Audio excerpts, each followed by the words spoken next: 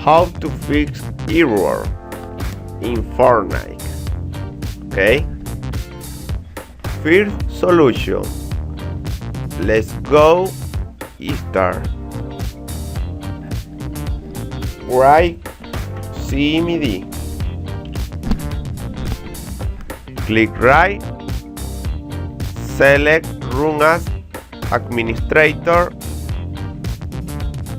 Okay, right is PC, scan now, okay, press enter.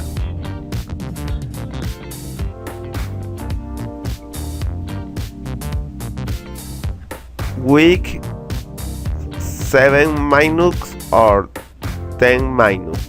Okay, close. Second solution, let's go start. Right CMD, click right, run as administrator. Right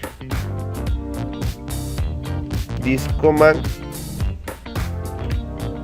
click right, copy, click right here, paste.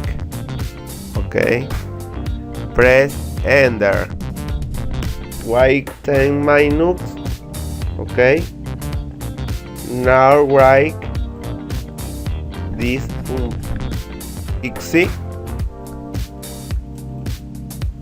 press enter, wait 10 minutes. Okay, close. Third solution, let's go start. Write Windows update. Okay, Windows update, click here, search